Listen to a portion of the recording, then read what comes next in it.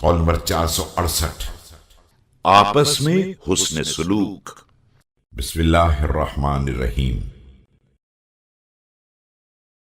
लोगों पर एक ऐसा सख्त जमाना आने वाला है जिसमें मालदार अपने माल में इंतहाई बुखल से काम लेगा, हालांकि उसे इस बात का हुक्म नहीं दिया गया है। और परवरदिगार ने फरमाया है कि खबरदार आपस में हुस्न सलूक को फरामोश न कर देना।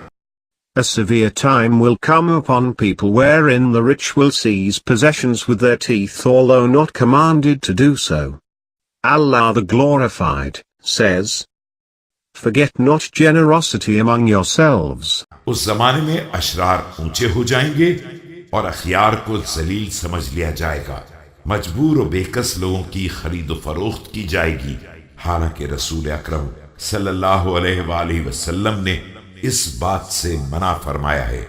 During this time wicked will rise up while virtuous will remain low, and purchases will be made from helpless, although the Prophet, peace be upon him, has prohibited purchasing from the helpless.